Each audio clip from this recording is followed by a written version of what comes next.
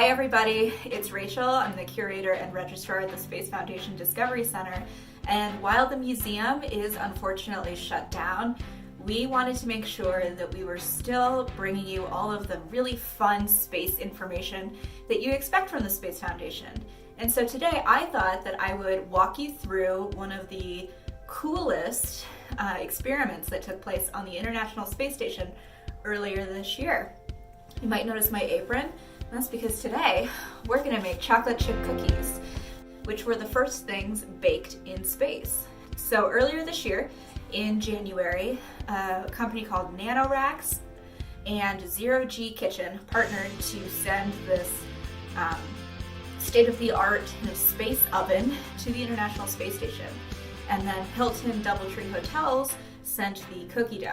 Of course, they are known for their cookies that they give you when you check in. And so today we're going to make a version of the Hilton Doubletree cookie recipe and talk about what the differences between cooking on Earth and cooking in space are and what it's going to look like when we try to make food for ourselves on long-distance space flight. So I have all of my ingredients set out here on the counter, and the first thing I'm going to do is I have some oats, and these are just regular oatmeal oats, and I am going to put them into my food processor.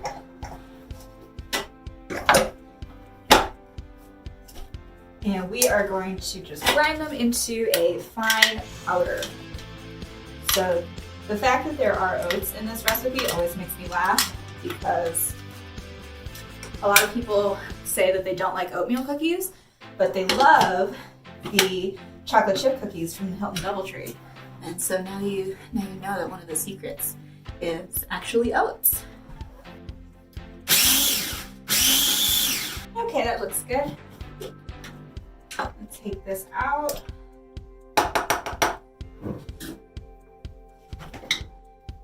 And so you can see they're just kind of a little more powdery than they were before. So I'm going to put those into a bowl, and I am going to add my all-purpose flour and some baking soda. Just about 1 teaspoon or so. So that's really going to help our cookies get nice and puffy. And then salt, of course. Salt is such an important ingredient in baking. Now, to give the cookies some flavor, we're also going to add some cinnamon. And we only need like a little bit of cinnamon, like a quarter teaspoon or something like that. It's very small, but that's just going to make those cookies taste really good. Okay, so we have all of our dry ingredients in a bowl, like so, and I am just going to quickly, with my spatula, mix them together. So of course, the dough that was sent up to the International Space Station was pre-made, and as I'm stirring, and there's like little clouds of flour rising in, you can imagine how difficult or impossible stirring ingredients like this would be on the International Space Station. So that's going to have to be something that we have to work on when we start cooking in space. Is, do we have to send all of our ingredients? Do we pre-make stuff beforehand? And what is that actually going to look like? So those are our dry ingredients. And now we are going to do our wet ingredients. And so I have a truly enormous amount of butter. We are going to place into the stand mixer. So the butter has been softening. So it's about room temperature. So it's going to cream really nicely, really easily. So we're going to add our butter and our sugar. We're using both white sugar and brown sugar. We're also going to add, sorry, I was looking at the recipe, a little bit of lemon juice. And this is just honestly like a teaspoon of lemon juice. And we're going to add a little bit of vanilla as well. So the lemon is just going to provide a little bit of acidity. And the vanilla, of course, adds flavor. You don't want to go overboard with the vanilla, but I think it's really This is a good Mexican vanilla that I'm using that I like to use. So we're gonna let that go a little bit and then we will add our eggs. Here's our bowl. We're gonna put it in the stand mixer. Add our paddle attachment. And you always want to start your mixer on low so that, you know, nothing goes flying out. And then once it looks like everything's starting to incorporate, you can kind of raise the speed a little bit.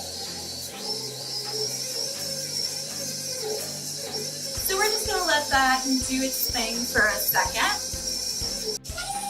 Turn it up a little higher.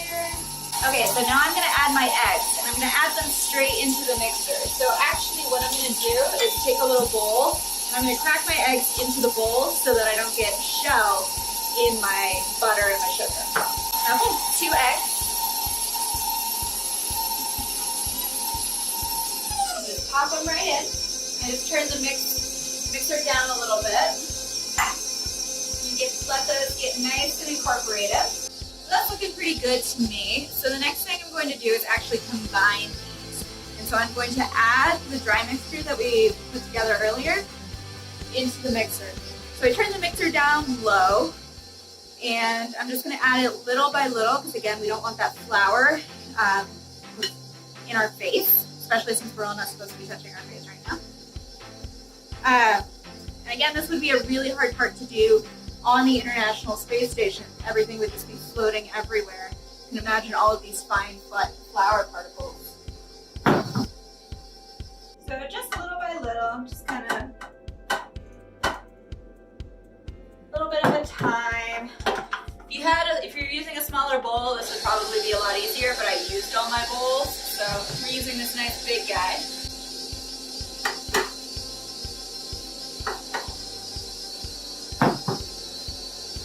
We'll let that kind of mix. You can, if you don't have a stand mixer, you can of course do this by hand or with like a hand mixer, an electric mixer. I just happen to have the stand mixer and I love using it, so that's what I'm using today.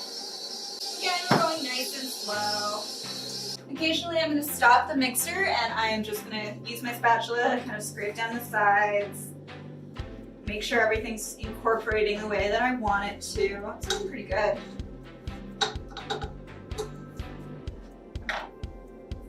Who doesn't love chocolate chip cookies? Kind of making a mess, but you know, it's not baking if you don't make a mess. Just make sure you're cleaning up after yourself. I'll wipe down the kitchen when I'm done. Alright, so you can see some of those oats that are coming up, getting incorporated. It's looking really good.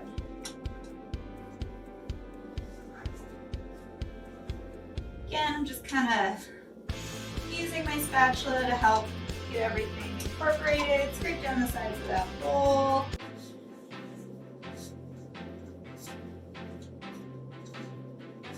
This is what the dough looks like right now.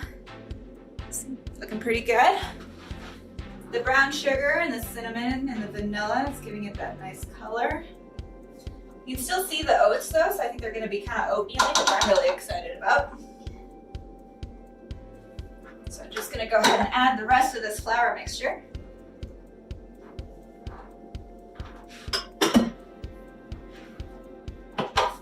We'll let that go for a little longer.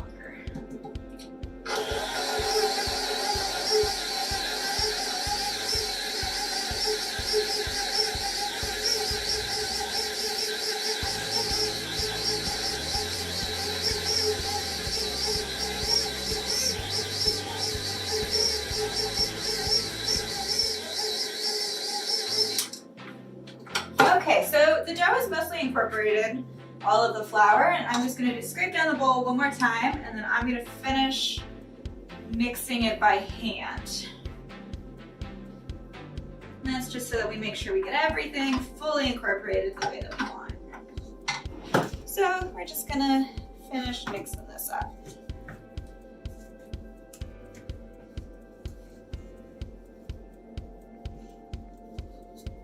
We, of course, can't forget the most important part, which is our chocolate chips. Now I actually was digging through my cupboard and did not have chocolate chips. So what I have is just some baking chocolate that I'm using, and I've cut it up into little pieces. So that's actually just going to, in my cookies, create like really clumps and like veins of chocolate. So I'm really excited about that. I'm just gonna add those right in. And then I also have some nuts. If you have walnuts, walnuts would be great in these. I'm using pecans just because that's what I had. And anything in that family is gonna be really good. So we're just going to stir that into the dough until they're all firmly incorporated. And the dough is actually getting pretty stiff, just like we kind of want cookie dough to be. So I'm gonna switch from my little rubber spatula to something a little bit more sturdy like this wooden spoon. These are looking so good, you guys. You can see that? I'm really excited to eat these. So we'll make sure that we're getting all those toppings. Not so much toppings, but all of those fun ingredients, like the chocolate chips and the nuts, mixed all the way through, not leaving anything behind. So we're here in Colorado Springs, and one of the, of course, famous things about Colorado is that it has such a high altitude.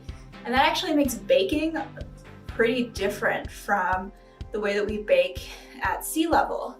And so I like to think that baking at altitude, we're facing some, if not all, definitely not all, just a few of the same problems that astronauts would be facing were they to bake cookies on the International Space Station. The air is thinner, so heat molecules aren't reacting the same way that they would at sea level. And so one of the things that we can do to combat the high altitude is to keep everything pretty chilly before it goes into the oven.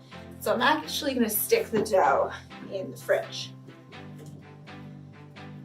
All right, so that's what our dough looks like before it goes into the fridge. Now this dough is actually going to be okay in the fridge for up to 24 hours. So if you wanted to, you could actually make the dough the day before and then bake them the next day. We're going to continue baking them. And so because we're at altitude, there's a couple of other changes I might be making to the recipe as we go. And that's just going to be dependent on how they look when they come out of the fridge and how long I feel like leaving them in there. So other things we can do to kind of combat the changes that cooking at altitude is going to do to our cookies is to play around with the baking time and the oven temperature. So my oven right now is set to 350 degrees Fahrenheit, and they're gonna go in there for about 15 minutes. They'll probably actually end up in there longer than that. We're gonna try a longer cooking time thanks to our high altitude. But you know, 15 minutes is actually a lot faster than the cookies on the International Space Station took to bake. So Hilton Doubletree sent them just a little pre-baked or pre-made cookie dough sections, and they were actually sandwiched in a little cooking pouch. It was like 2 sheets of silicone and kind of a frame.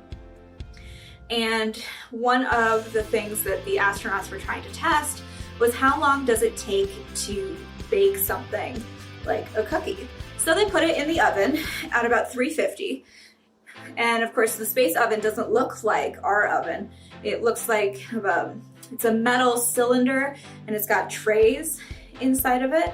And the idea is that you've got heat surrounding something. So it's held in place. It's not going to float in microgravity, held in place and then radiated with that heat from kind of all sides. And so first they put it in there for about 15 minutes and it didn't really do anything. It was severely underbaked. So they left it in there a little bit longer. And eventually they did about 5 tests of the cookie at different cooking temperatures. And what they found is that 15 minutes is way too short. And actually, to get that good cookie baking smell really wafting through the International Space Station, they had to leave it in the oven for about 120 to 130 minutes.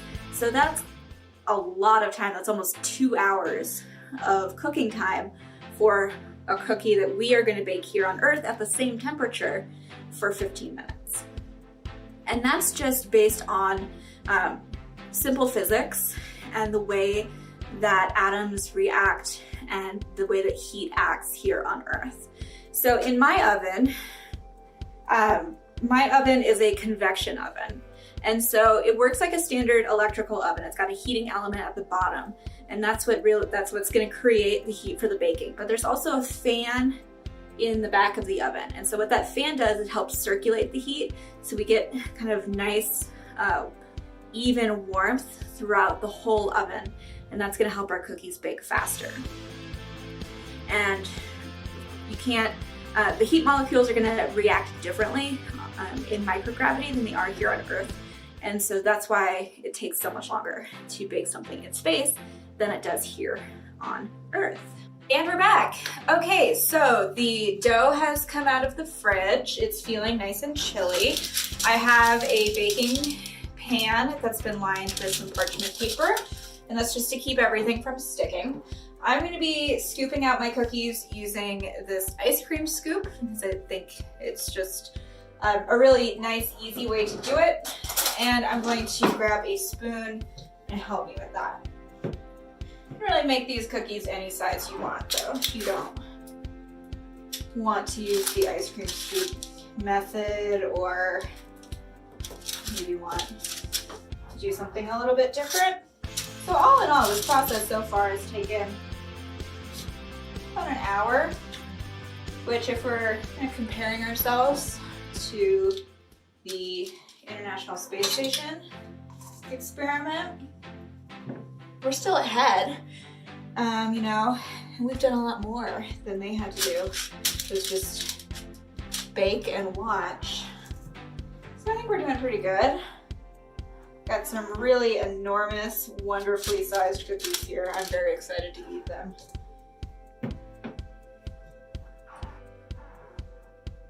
So I'm gonna end up baking these in batches because they're not all gonna fit in one pan, but that's okay.